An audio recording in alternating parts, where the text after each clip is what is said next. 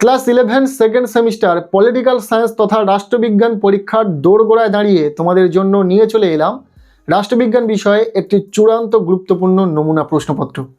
এই নমুনা প্রশ্নপত্রে থাকা প্রতিটা প্রশ্ন পরীক্ষার জন্য ভীষণ গুরুত্বপূর্ণ, পরীক্ষাতে আসার মতো প্রশ্ন।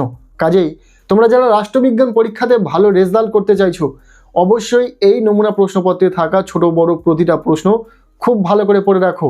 এখান থেকে বেশ কিছু প্রশ্ন তোমাদের পরীক্ষাতে কমন আসতে চলেছে। আর এটা শুধুমাত্র একটা প্রশ্নপত্র, তাই এখান থেকে তো প্রশ্নগুলো পড়বে, পাশাপাশি আমাদের দেওয়া সাজেশন ফলো করবে। আমরা ইতিমধ্যে রাষ্ট্রবিজ্ঞান বিষয়ে 2 মার্কের জন্য কোন প্রশ্নগুলো পড়বে, 4 মার্কের বড় প্রশ্নের জন্য ঠিক কোন প্রশ্নগুলো পড়তে হবে, পাশাপাশি 6 নম্বরের জন্য কিছু গুরুত্বপূর্ণ প্রশ্ন শেয়ার করেছি, যে প্রশ্নগুলো তোমাদের পড়া থাকলে তোমরা 100% পরীক্ষাতে সমস্ত প্রশ্নই কমন পাবে। সেই 3টি সাজেশন ভিডিওর লিঙ্ক আমি এই ভিডিওর ডেসক্রিপশনে দিয়ে রাখবো, অবশ্যই দেখে নেবে। শুধু দেখলে হবে না, প্রতিটা প্রশ্ন কিন্তু খুব ভালো করে পড়তে হবে। চলো আজকের এই ভিডিওতে যে নমুনা প্রশ্নপত্রটি রয়েছে সেটা একদম প্রথম থেকে দেখে নেওয়া যাক। শুরুতেই রয়েছে বিভাগ ক 1-এর দাগ। বলা হচ্ছে যে কোনো 5টি প্রশ্নের উত্তর দাও। এখানে 2 মার্কের প্রশ্ন রয়েছে, 5টি প্রশ্নের উত্তর লিখতে হবে, টোটাল 10 নম্বর।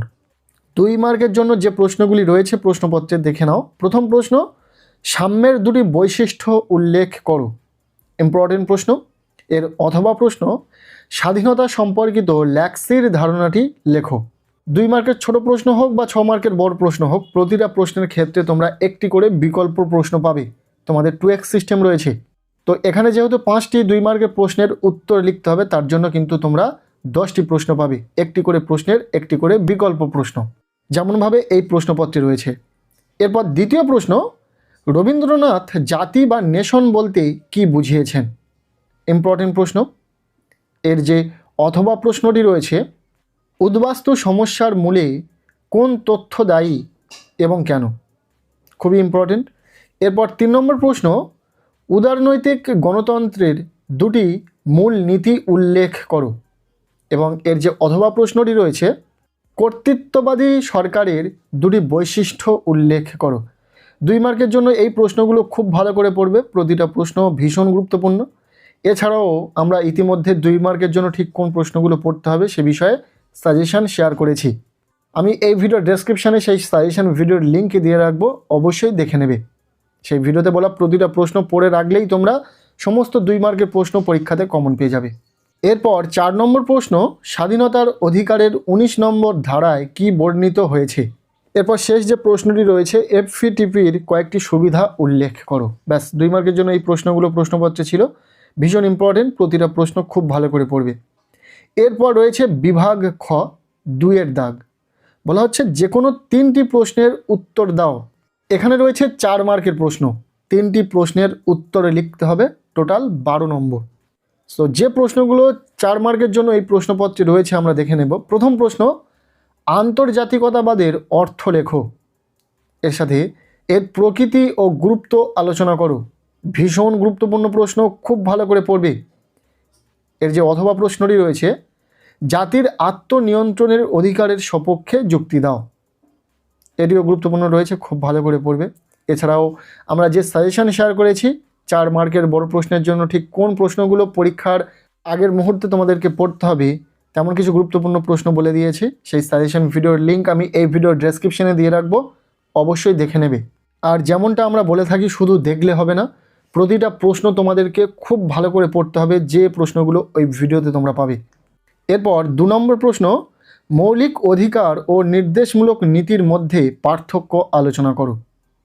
নেক্সট 3 নম্বর প্রশ্ন, সহজ সংখ্যাগরিষ্ঠ পদ্ধতির সুবিধা ও অসুবিধাগুলি আলোচনা করো। এর যে বিকল্প প্রশ্নটি রয়েছে, নির্বাচন কমিশনের গঠন এবং এর 2টি কার্যাবলী লেখো। প্রশ্নপত্রে এই যে 4 মার্কের প্রশ্নগুলো তোমরা দেখলে, প্রতিটা প্রশ্ন ভীষণ গুরুত্বপূর্ণ, খুব ভালো করে পড়বে। এছাড়াও আমরা যে সাজেশন দিয়েছি সেই সাজেশন অবশ্যই ফলো করবে, তাহলে নিশ্চিত রূপে তোমরা পরীক্ষাতে 4 মার্কের প্রশ্ন কমন পাবে। এরপর রয়েছে প্রশ্নপত্রে বিভাগ গ 3-এর দাগ। বলা হচ্ছে যে কোনো 3টি প্রশ্নের উত্তর দাও। এখানে রয়েছে 6 মার্কের বড় প্রশ্ন, 3টি প্রশ্নের উত্তর লিখতে হবে, টোটাল 18 নম্বর। এই 18টি নম্বর তোমরা খুব সহজে পেয়ে যাবে যদি আমাদের দেওয়া সাজেশন ফলো করো। আমরা রাষ্ট্রবিজ্ঞান বিষয়ে 6 নম্বরের বড় প্রশ্নের জন্য ঠিক কোন প্রশ্নগুলো পড়তে হবে, কোন প্রশ্নগুলো পড়া থাকলে তোমরা হুবহু পরীক্ষাতে কমন পাবে তেমন কিছু ইম্পর্টেন্ট প্রশ্ন বলে দিয়েছি। সেই সাজেশন ভিডিওর লিঙ্ক আমি এই ভিডিওর ডেসক্রিপশানে দিয়ে রাখবো, অবশ্যই দেখে নেবে। আর শুধু দেখলে হবে না, প্রতিটা প্রশ্ন খুব ভালো করে পড়তে হবে। তবে এই প্রশ্নপত্রের 6 মার্কের প্রশ্নের জন্য যে প্রশ্নগুলো রয়েছে দেখে নাও। প্রথম প্রশ্ন, সাম্য ও ন্যায়ের মধ্যে সম্পর্ক আলোচনা করো। গুরুত্বপূর্ণ প্রশ্ন, খুব ভালো করে পড়বে। এর যে অথবা প্রশ্নটি রয়েছে, ক্ষমতা স্বতন্ত্রীকরণ নীতির পক্ষে ও বিপক্ষে যুক্তি দাও। এটিও অত্যন্ত গুরুত্বপূর্ণ প্রশ্ন। যে প্রশ্নগুলো বলা হচ্ছে এই প্রশ্নপত্রে তোমরা যে প্রশ্নগুলো দেখছো প্রতিটা প্রশ্ন খুব ভালো করে পড়বে, হয়তো এখান থেকেই তোমরা সমস্ত প্রশ্ন পরীক্ষাতে কমন পেয়ে যাবে। এরপর দ্বিতীয় প্রশ্ন, সর্বাত্মকবাদ বা ফ্যাসিবাদী রাষ্ট্রের মূল বৈশিষ্ট্যগুলি লেখো। নেক্সট 3 নম্বর প্রশ্ন, গান্ধীজির অছিবাদ সম্পর্কিত ধারণার বৈশিষ্ট্যগুলি উল্লেখ করো। এখানে স্পেলিংটা মিস্টেক রয়েছে, একটু দেখে নেবে। এর যে অথবা প্রশ্ন রয়েছে, মৌলানা আবুল কালাম আজাদের শিক্ষা সংক্রান্ত ধারণার বৈশিষ্ট্যগুলি উল্লেখ করো। ব্যাস, 6 মার্কের জন্য এই যে প্রশ্নগুলো তোমরা দেখলে প্রশ্নপত্রে প্রতিটা প্রশ্ন খুব ভালো করে পড়বে। এই ছিল পলিটিক্যাল সায়েন্স তথা রাষ্ট্রবিজ্ঞান বিষয়ে পরীক্ষার ঠিক আগ মুহূর্তে দাঁড়িয়ে একটি চূড়ান্ত গুরুত্বপূর্ণ প্রশ্নপত্র। এই প্রশ্নপত্রে থাকা প্রতিটা প্রশ্ন পরীক্ষার জন্য ভীষণ গুরুত্বপূর্ণ রয়েছে, পরীক্ষাতে আসার সম্ভাবনা রয়েছে। কাজেই ছোট বড় প্রতিটা প্রশ্ন তোমরা খুব ভালো করে পড়ো। আর এটা যেহেতু একটা নমুনা প্রশ্নপত্র, তাই এখান থেকে সমস্ত প্রশ্ন তোমরা কমন পাবে না। কিছু প্রশ্ন তো অবশ্যই কমন পাবে, তবে সমস্ত প্রশ্ন কমন পাওয়ার জন্য অবশ্যই আমাদের সাজেশন তোমাদেরকে ফলো করতে হবে। কেননা তোমরা পরীক্ষার প্রশ্নপত্র যেমন পাবে এটাও একটা ঠিক প্রশ্নপত্র। তোমরা কতটা কি পারলে এই প্রশ্নগুলো তোমাদের জানা রয়েছে কিনা অবশ্যই জানিও। এখান থেকে কিছু প্রশ্ন অবশ্যই কমন পাওয়া যেতে পারে, তা বলে সব প্রশ্ন নয়। তোমরা অনেকেই রয়েছো যারা কমেন্ট করে জানতে চাও, দাদা এই প্রশ্নগুলো দেখে যাচ্ছি পরীক্ষাতে তো সমস্তটাই কমন পাবো। এই বিষয়টা পুরোপুরি ক্লিয়ার করা প্রয়োজন। আমরা এই প্রশ্নপত্রে শুধুমাত্র গুরুত্বপূর্ণ প্রশ্নগুলো রেখেছি। সমস্ত গুরুত্বপূর্ণ প্রশ্ন দিয়ে সাজানো রয়েছে এই প্রশ্নপত্রে থাকা প্রশ্নগুলো তোমরা যদি খুব ভালো করে পড়ো তাহলে বেশ কিছু প্রশ্ন এখান থেকে হুবহু পরীক্ষাতে কমন পাবে। তাহলে সমস্ত প্রশ্ন কিন্তু কমন পাবে না। সমস্ত প্রশ্ন কমন পাওয়ার জন্য অনেক অনেক প্রশ্ন পড়তে হবে। আমরা সাজেশন শেয়ার করেছি যেখানে অনেক অনেক প্রশ্ন নেই, তবে কিছু এমন গুরুত্বপূর্ণ প্রশ্ন রয়েছে যে প্রশ্নগুলো পড়লে তোমরা পরীক্ষাতে কমন পাবে। তার জন্য তোমাদেরকে অবশ্যই সাজেশন ফলো করতে হবে। আর যারা এই প্রশ্নগুলো শুধু দেখে যাবে তাদের ক্ষেত্রে বলবো যে কিছু প্রশ্ন কমন আসবে, তবে সমস্ত প্রশ্ন নয়। সমস্ত প্রশ্ন কমন পাওয়ার জন্য সাজেশন ভিডিও দেখতে হবে, এবং শুধু ভিডিও দেখলে হবে না, ভিডিওতে বলা প্রতিটা প্রশ্ন খুব ভালো করে পড়তে হবে। আশা করছি ক্লিয়ার।